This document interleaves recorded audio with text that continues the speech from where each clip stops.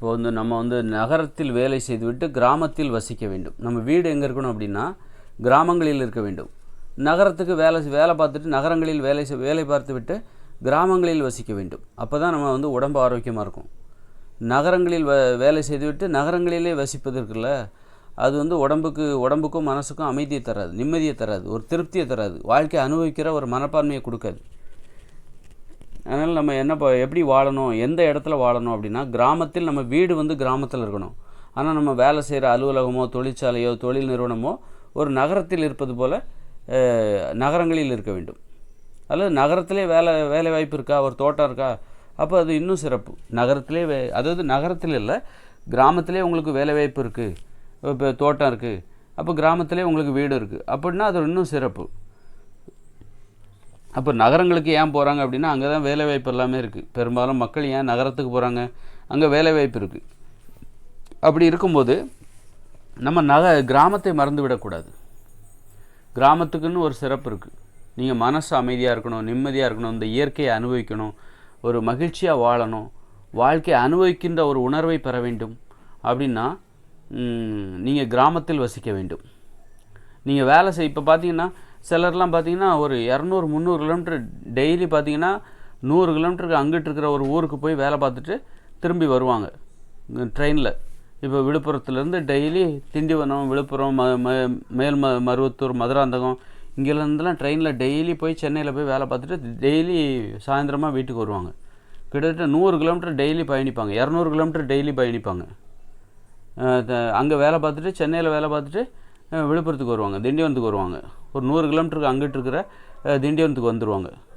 Daily வேலைக்கு போயிட்டு 100 கிலோமீட்டருக்கு அப்பால் இருக்கிற அந்த சென்னைக்கு போய் வேலை பார்த்துட்டு 100 கிலோமீட்டருக்கு அங்கிட்டு இருக்கிற தன்னுடைய ஊருக்கு திரும்பி வந்துடுவாங்க. ஏன் அவங்க சென்னையிலே இருக்கலாமே, ஏன் இவ்வளோ கஷ்டப்படுறாங்கன்னா அவங்க ஊர் அவங்களுக்கு பெருசாக தெரியுது. அது ஊரில் இருந்தால் தான், அவங்க ஊரில் இருந்தால் தான், திண்டிவனத்துலேயோ அவங்க விழுப்புரத்துலேயோ இருந்தால் தான் அவங்களுக்கு வந்து ஒரு நிம்மதியாக திருப்தியாக வாழ்க்கையை அனுபவிக்கிற ஒரு மனப்பான்மை அவங்களுக்கு கிடைக்கும். சென்னையில் இருந்தால் பிடிக்காது. அதுபோல் நம்ம வேலை செய்கிறது நகரத்தில் இருக்க வேண்டும், ஆனால் குடியிருப்பது கிராமத்தில் இருக்க வேண்டும், கிராமங்களில் இருக்க வேண்டும். இப்போ சென்னையில் போய் வேலை பார்த்துட்டு நகரங்களில் வசிப்பது என்ன ஆகுனா உடம்புக்கு ஆரோக்கியம் தராது, அமைதியை தராது, மனசுக்கு நிம்மதியை தராது, வாழ்க்கையை அனுபவிக்கிற ஒரு திருப்தியை தராது. நகரங்களில் மையத்தில் நகர நெருக்கடியில் நம்ம அங்கே ஒரு வீடு என்ன தான் பெரிய வீடு கட்டி வாழ்ந்தாலும் ஒரு திருப்தியான மனப்பான்மை நமக்கு கிடைக்காது. அதனால் உடம்பும் ஆரோக்கியமாக இருக்காது, மனசும் ஆரோக்கியமாக இருக்காது. ஒரு இயந்திரங்களைப் போல தான் நகரத்தில் வாழ்கிற மக்கள் தங்களை உணர்வார்கள். அப்போ என்ன பண்ணணும் அப்படின்னா நகரங்களில் வேலை செய்துவிட்டு கிராமங்களுக்கு போய் குடியிருக்க வேண்டும். நம்ம குடும்பம் எல்லாமே எங்கே இருக்கணும், கிராமங்களில் இருக்க வேண்டும். வேலை செய்கிற இடம் மட்டும் நகரங்களில் இருக்க வேண்டும். அல்லது கிராமத்திலே உங்களுக்கு வேலை செய்கிற வாய்ப்பு இருக்குது அப்படின்னா அது இன்னும் சிறப்பானது. அது மாதிரி எளிமையான வீடுகளில் வசிக்க வேண்டும். கிராமத்தில் வசித்தா மட்டும் போதாது, கிராமத்தில் எளிமையான வீட்டில் வசிக்கணும். கிராமத்தில் நிலமெல்லாம் விலை குறைவாக இருக்குது அப்படின்னு சொல்லிட்டு பெரிய வீடை கட்டுறது, பங்களா மாதிரியான வீடுகளை கிராமங்களில் கட்டுறது, அது மாதிரிலாம் கட்டக்கூடாது. எளிமையான வீடு. நம்ம ஒருவருக்கு இப்போ வந்து ஒரு காக்காவோட கூடுனா இவ்வளோ பெருசு தான் இருக்கும். அதுபோல் மனிதர்களின் வீடு இவ்வளோ பெருசு தான் இருக்கணும். ஒரு அளவு இருக்குது, தேவையான அளவு. ஒரு மனிதருக்கு எவ்வளோ வீடு, எந்த அளவுக்கு வீடு தேவை, அவரே அவருடைய வீட்டை தூய்மை செய்ய வேண்டும் பிறருடைய உதவி இல்லாமல். அப்போ அவர் எவ்வளோ பெரிய வீட்டை கட்டுவார்? பெரிய பங்களா கண்டிப்பாக கட்ட மாட்டார். ஏன்னா அவரே வந்து தனது வீட்டை தூய்மை செய்ய முடியும். தனது வீட்டை தானே தூய்மை செய்ய வேண்டும்.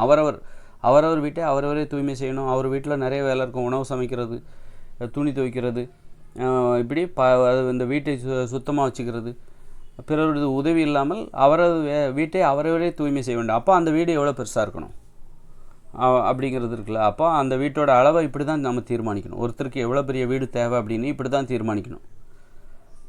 அப்போ அதில் வந்து இதுதான் ஒரு அளவு. மனிதர்களின் வீடு இப்படித்தான் இருக்க வேண்டும். இப்படி இருந்தால்தான் அவர்கள் தங்கள் வீட்டை தூய்மையாக வைத்துக்கொள்ள வேண்டும். பிறரது உதவி இல்லாமல், வேலைக்காரர்களுடைய உதவி இல்லாமல் தன்னுடைய வேலையை, தன்னுடைய வீட்டை, தன்னுடைய துணியை துவைச்சிக்க முடியும், தன்னுடைய வீட்டை சுத்தமாக வச்சுக்க முடியும்.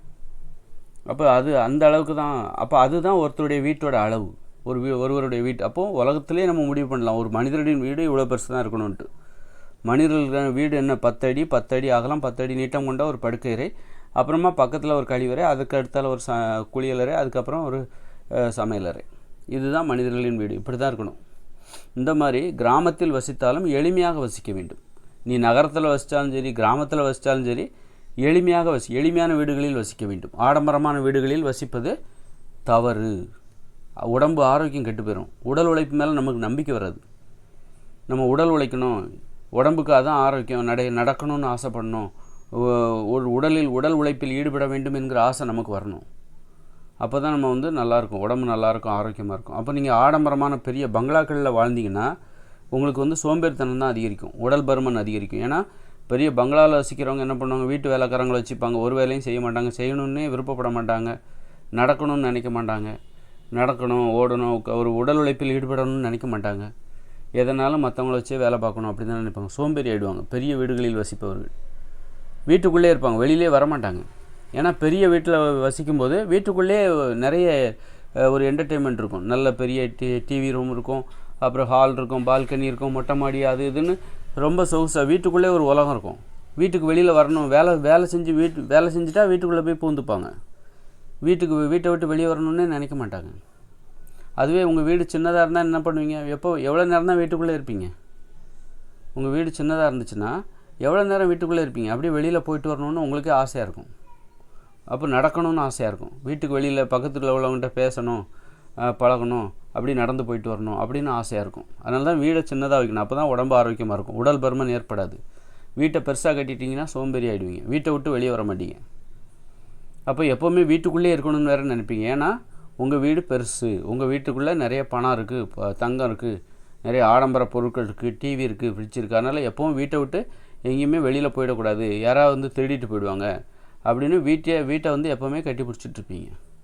அதுவே நீங்கள் உங்கள் வீடு சின்னதாக இருந்துச்சுன்னா திருட்டு பயம், நம்ம வீட்டுக்கு யார் வரப்போகிறா, நம்மக்கிட்ட என்ன இருக்குது, நம்மக்கிட்ட பெரிய பணம் இருக்குதா, இல்லை ஆடம்பர பொருட்கள் எதுவுமே கிடையாது, அதனால் யாரும் நம்ம வீட்டில் திருட மாட்டாங்க, வீடு நம்மளோட சின்னது. அப்போ திருடர்கள் எந்த வீட்டை குறி வைப்பாங்க, பெரிய வீடுகளை தான் குறி வைப்பாங்க. பெரிய வீட்டில் இருக்கிறவங்க எப்போவுமே வீட்டுக்குள்ளேயே தான் இருக்கணும்னு நினைப்பாங்க, வீட்டை விட்டு ரொம்ப தூரம் போகணும்னு நினைக்கவே மாட்டாங்க. ஏன்னா போனால் திருடர்கள் அந்த நேரத்தில் வீட்டுக்குள்ளே புகுந்து எல்லாத்தையும் திருடிட்டு போயிடுவாங்க. அப்போ பெரிய வீடு கட்டுறவங்க எப்போவுமே வீட்டுக்குள்ளே இருக்கணும்னு தான் நினைப்பாங்க, வீட்டை விட்டு வெளியே வரணும்னு நினைக்க மாட்டாங்க. அப்போ தவிர்க்க முடியாது, வேறு போய் தான் ஆகணும், வேலைக்கு போய் தான் ஆகணும், தவிர்க்க முடியாத காரணம் இருந்தால் தான் வீட்டை விட்டு வெளியே போவாங்க. வெளியில் போய் அப்படி நடந்து போயிட்டு வரலாம், அல்லது சில ஊர்களுக்கு சுற்றுலா போயிட்டு வரலாம் அப்படிங்கிற அந்த நினப்பெல்லாம் பெரிய வீட்டில் வசிக்கிறவங்களுக்கு அவ்வளோ ஈஸியாக வராது. அதனால் சின்ன வீடு இருந்தால் தான் நீங்கள் சுதந்திரமாக இருப்பீங்க. உங்கள் வீடு சின்ன வீடாக இருந்ததுன்னா தான் அங்கே ஏதாவது வெளியூர்களுக்கு போயிட்டு வரலாம், சுற்றுலா போயிட்டு வரலாம், அங்கே போயிட்டு வரலாம், இங்கே போயிட்டு வரலான்ட்டு. ஏன்னா உங்கள் வீடு சின்ன வீடு, உங்கள்கிட்ட நிறைய பணம் இல்லை, எளிமையாக இருக்கீங்க, உங்கள் வீட்டை திருடர்கள் குறி வைக்க மாட்டாங்க. அப்போ ஒரு பயமே இல்லாமல் நீங்கள் சாதாரணமாக எல்லா வீட்டையும் பூட்டுற மாதிரி பூட்டிட்டு எங்கே வேணாலும் போயிட்டு வரலாம். அப்போது அந்த மாதிரி ஒரு சுதந்திரமாக வாழ விரும்புகிறவர்கள் எளிமையான வீட்டில் வசிக்க வேண்டும். சுதந்திரமாக வாழ விரும்புகிறவர்கள் எளிமையான வீட்டில் வசிக்கணும். அது மாதிரி கிராமத்தில் வசிக்கணும். நகரத்தில் தான் திருட்டு பயம், அந்த குற்றங்களை பற்றின பயம் நகரங்களில் தான் அதிகம், கிராமங்களில் கொஞ்சம் குறைவு தான். அப்போ கிராமத்தில் வசிக்கணும், அதே மாதிரி எளிமையான வீட்டில் வசிக்க வேண்டும். அப்போ தான் நம்ம நிம்மதியாக வாழ்க்கை அனுபவிக்கிற ஒரு உணர்வு கிடைக்கும். நம்ம வேலை செய்கிறது வேணால் நம்ம அது நகரங்களில் இருக்கலாம், கிராமத்திலே வேலை வாய்ப்பு இருந்தால் இன்னும் சந்தோஷம்தான். நகரங்களில் போய் வேலை பார்த்துட்டு ஒரு 10, 15, 20 கிலோமீட்டர் தள்ளி இருக்கிற ஒரு கிராமத்தில் உங்கள் வீட்டை கட்டிக்கோங்க. அதில் அந்த மாதிரி ஒரு வீடு கிராமத்தில் இருக்குது, ரொம்ப தூரம் போக வேண்டியது இருக்குது, பரவாயில்ல போயிட்டு வாங்க. கிராமத்தில் வீடு இருந்ததுனாக்கா நான் வேலை செய்கிற இடத்துக்கும் கிராமத்துக்கும் ரொம்ப தூரம் அப்படின்னா கூட பரவாயில்ல, கிராமத்தில் வசிப்பதற்கு முக்கியத்துவம் கொடுங்க. ஏன்னா இன்றைக்கி 100 கிலோமீட்டருக்கு தூரமாக இருக்கிற ஒரு ஊரில் போய் வேலை பார்த்துட்டு தினமும் வீட்டுக்கு வராங்க. 200 கிலோமீட்டர் தினமும் பயணிக்கிறவங்க இருக்காங்க நிறைய பேர். இப்போ மும்பை இருக்குன்னு வச்சுக்கோங்க. மும்பையில் வேலை பார்த்துட்டு மும்பைக்கு வெளியில் 100 கிலோமீட்டருக்கு அங்கிட்டு இருக்கிற தன்னுடைய கிராமத்தில் போய் வசித்து கொண்டு தினமும் மும்பைக்கு வேலை பார்த்துட்டு ட்ரெயினில் போயிட்டு வரவங்க இருக்காங்க. அதுமாதிரி சென்னையிலேருந்து 100 கிலோமீட்டருக்கு அங்கிட்டு இருக்கிற ஒரு கிராமத்தில் வேலை தங்கிக்கிட்டு தினமும் சென்னையில் வேலை பார்த்துட்டு வீட்டுக்கு போகிறவங்க இருக்காங்க.